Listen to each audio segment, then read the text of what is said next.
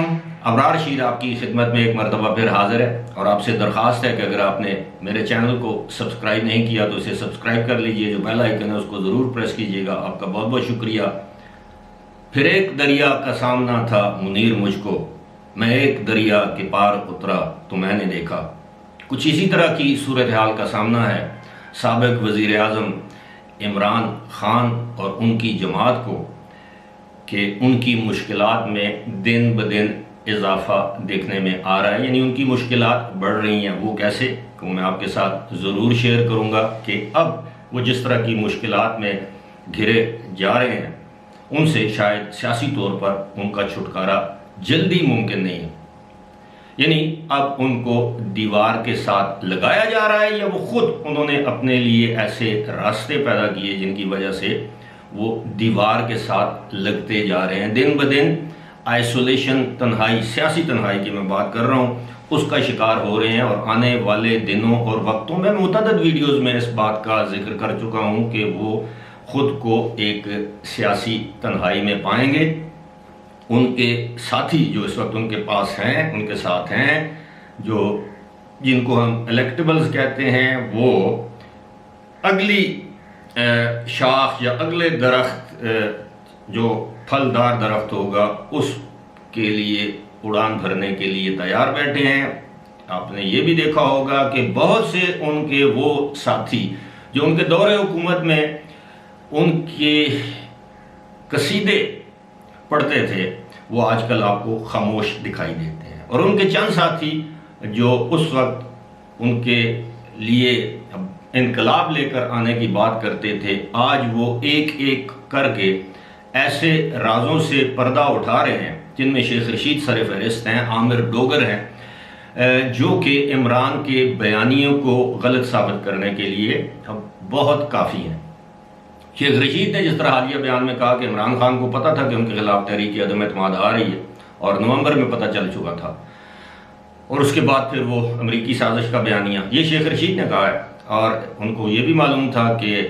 میں بچ جاؤں گا، اور آخری دم تک وہ کوشش کرتے رہے، یعنی آرمی چیف سے کہتے رہے کہ وہ مداخلت کریں، انہوں نے مداخلت نہیں کی۔ اس لیے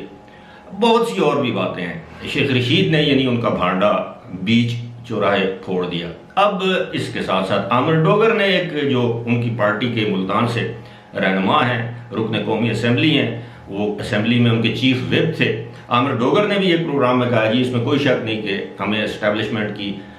بیساکھیوں کا سہارا لے کر اقتدار میں نہیں آنا چاہیے، اسٹیبلشمنٹ ہی ہمیں لے کر آئی، اسٹیبلشمنٹ نہیں ہماری حکومت چلائی اور اسٹیبلشمنٹ نہیں ہماری حکومت ختم کر دی۔ اب یہ دو انکشافات بہت زیادہ ہیں، بہت کافی ہیں اس بیانیے کو تقویت دینے کے لیے کہ عمران خان کو اسٹیبلشمنٹ کی سپورٹ حاصل تھی، اور جب اسٹیبلشمنٹ نے اپنی سپورٹ واپس لی، نیوٹرل ہوئے، غیر جانبدار ہوئے، غیر سیاسی ہوئے، تو عمران خان کی حکومت جو ان کی بیساکھیوں پر کھڑی تھی وہ دھڑام سے نیچے گر گئی۔ اب بات ہو رہی تھی ان مشکلات کی۔ مشکلات یہ ہیں کہ آپ کے علم میں ہوگا کہ جب 25 مئی کے لانگ مارچ کے بعد سپریم کورٹ میں ایک کیس دائر کیا گیا حکومت کی جانب سے، تو توہین عدالت تو ان پر نہیں لگائی گئی، لیکن سپریم کورٹ نے پاکستان کی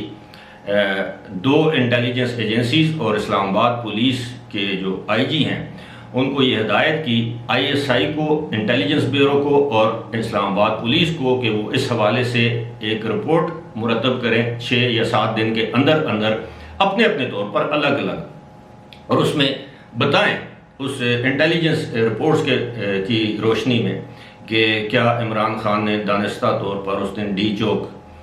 جانے کا اعلان کیا تھا اور سپریم کورٹ کے فیصلے کی خلاف ورزی کی تھی، اور اگر اعلان کیا تھا تو سپریم کورٹ کے فیصلے، یعنی وہ فیصلہ جس میں سپریم کورٹ نے کہا تھا کہ آپ H9 میں اپنا جلسہ کر سکتے ہیں، تو کیا اس فیصلے کی خلاف ورزی ہوئی یا نہیں ہوئی۔ اب خبریں یہ ہیں کہ تینوں اداروں نے، یعنی اسلام آباد پولیس نے، ISI نے، انٹر سروسز انٹیلیجنس نے، اور IB نے۔ اب یہ انٹر سروسز انٹیلیجنس ایک ایسا مستند ادارہ ہے کہ جس کی رپورٹ کو کبھی جھٹلایا نہیں جا سکتا، وہ حقیقت پر مبنی رپورٹ مرتب کرتا ہے یہ ادارہ۔ اسی طرح انٹیلیجنس بیورو کو آپ کہہ سکتے ہیں کہ وزیر اعظم کے ماتحت ہے، لیکن انڈیپینڈنٹلی کام کرنے والا ادارہ ہے۔ سملرلی اسلام آباد پولیس نے بھی اپنی رپورٹ مرتب کر لی ہے۔ اب اس رپورٹ کے مطابق، تینوں رپورٹس کے مطابق، ان رپورٹس میں یہ کہا گیا ہے کہ جی ہاں، اس دن عمران خان اور ان کے جو دیگر جو ساتھی تھے، ان کے اکسانے پر، ان کے کہنے پر لوگ ڈی چوک میں جمع ہوئے اور 300 سے زیادہ جو درخت ہیں گرین ایریا میں، اب درخت بھی ایک جاندار چیز ہے، ان کو دانستہ طور پر آگ لگائی، توڑ پھوڑ کی، میٹرو سٹیشن توڑا، اس میں متعدد افراد زخمی بھی ہوئے، اور انہوں نے واضح طور پر یہ کہا ہے کہ جی ہاں، عمران خان اور ان کے جو دیگر رہنما ہیں جو سارے اس میں ملوث تھے، انہوں نے صریحاً یعنی دانستہ طور پر سپریم کورٹ کا فیصلہ آنے کے بعد اس کی خلاف ورزی کی ہے، اور اپنے جو پارٹی کے کارکن تھے جو احتجاج کر رہے تھے ان کو یہ ہدایت دی تھی، ان سے کہا تھا کہ آپ ڈی چوک میں پہنچیں، اسی لیے وہ لوگ بڑی تعداد میں، جن کی تعداد 5 سے 6 ہزار بنتی ہے، وہ ڈی چوک میں پہنچے، اور یہ بھی کہا گیا کہ یہاں تک کہ عمران خان نے جب لانگ مارچ ختم کرنے کا اعلان کیا تو اس کے بعد بھی بڑی تعداد میں افراد جو ہیں وہ ڈی چوک پہنچے، جس کے بعد انہوں نے وہاں پر گھیراؤ، جلاؤ، پتھراؤ اور توڑ پھوڑ کی۔ اب یہ ایک ایسی کمپریہنسو، ایک جامع رپورٹ ہے جس کی روشنی میں اب جب یہ سپریم کورٹ میں یہ جمع ہوگی، داخل ہوگی یا کر دی گئی ہے، تو ظاہر ہے پھر سپریم کورٹ کے پاس کوئی اور راستہ نہیں رہ جائے گا سوائے اس کے کہ وہ عمران خان کے خلاف یا ان کی جماعت کے خلاف یا پارٹی قائدین کے خلاف، دیگر جو پارٹی قائدین ہیں ان کے خلاف کوئی مؤثر ایکشن لیں، کیونکہ سپریم کورٹ پر اب یہ دباؤ ہے، جائز یا ناجائز اس کو ہم ایک سائڈ پہ چھوڑ دیتے ہیں، لیکن ایک دباؤ تو ہے کہ جناب یہی حرکت کسی اور سیاسی رہنما نے کی ہوتی تو آپ اسے روزانہ کی بنیاد پر سپریم کورٹ میں طلب کرتے، اس کی حاضریاں لگواتے، اس کی تصدیق کرتے، جس طرح ماضی میں ہم نے دیکھا ہے کہ وزرائے اعظم کو سپریم کورٹ میں بار بار طلب کیے گئے، وزرائے اعظم کو، یہاں تو اپوزیشن لیڈر ہیں، اپوزیشن کے رہنما ہیں، لیکن ان کے ساتھ نرمی برتی جا رہی ہے، یہ مختلف لوگوں کا کہنا ہے۔ اور پھر مریم نواز اور رانا ثناءاللہ اور پیپلز پارٹی کے رہنمائی متعدد مرتبہ اپنے بیانات میں یہ کہہ چکے ہیں کہ اول تو سپریم کورٹ کو سیاسی معاملات میں فریق بننا ہی نہیں چاہیے، اس طرح کے مقدمات سننے ہی نہیں چاہیے، لیکن اگر سنے ہیں تو پھر انصاف پر مبنی فیصلے دینے چاہیے جن سے یہ تاثر نہ ابھرے کہ وہ کسی ایک شخص کو رعایت دے رہے ہیں اور دوسری جماعت کو جو ہے وہ دیوار کے ساتھ لگا رہے ہیں، یا ایک سیاسی جماعت کی حمایت کر رہے ہیں اور دوسری سیاسی جماعت کی حمایت نہیں کر رہے، کیونکہ فالوورز تو تمام سیاسی جماعتوں کے، آپ کسی بھی سیاسی جماعت کے فالوور کی زبان بندی نہیں کر سکتے، اس کو ٹویٹر پر جا کر ٹویٹ کرنے سے نہیں روک سکتے۔ اگر پاکستان میں ایک دن میں ہزاروں کی تعداد میں سپریم کورٹ کے خلاف ٹویٹ ہوتے ہیں یا معزز جج صاحبان کے خلاف ٹویٹ ہوتے ہیں تو عدالت کے لیے یہ تو ممکن نہیں ہے کہ وہ ہزاروں افراد کے خلاف توہین عدالت کا مقدمہ بنائے، لیکن اس سے عدالت کے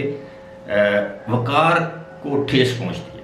اور عدالتیں وہی ہوتی ہیں جن کا وقار عوام کی نظر میں برقرار رہے، چاہے وہ ہائی کورٹ ہو، چاہے وہ سیشن کورٹ ہو، چاہے وہ سپریم کورٹ ہو، اور ججز بھی وہی ہوتے ہیں جن کے فیصلے انصاف کی بنیاد پر آئیں اور عوام ان کو من و ان قبول کریں۔ دوسری بات جو ہے وہ ہے، اب کہتے ہیں کہ جو فارن فنڈنگ کیس، جس کو ممنوع فنڈنگ کیس کہا جاتا ہے، وہ بھی اب اپنے منطقی انجام کی طرف گامزن ہے، کیونکہ اب الیکشن کمیشن کی جو تشکیل تھی، جو حیثیت تھی، وہ پوری ہو چکی ہے۔ اب پانچوں کے پانچوں ارکان الیکشن کمیشن کے ممبران، یعنی اب الیکشن کمیشن ادھورا نہیں ہے، 5 ارکان انکلوڈنگ چیف الیکشن کمشنر پر الیکشن کمیشن مشتمل ہوتا ہے، اور اب 5 ارکان وہاں پر موجود ہیں۔ آنے والے دنوں میں اگر فارن فنڈنگ کیس کا فیصلہ آ گیا تو یہ عمران خان اور ان کی جماعت کے لیے بہت بڑا، اب تک کا سب سے بڑا دھچکا ہوگا۔ اس موضوع پر اگلی کسی ویڈیو میں انشاءاللہ ضرور اظہار خیال کروں گا۔ فی الحال مجھے دیجیے اجازت، خدا حافظ۔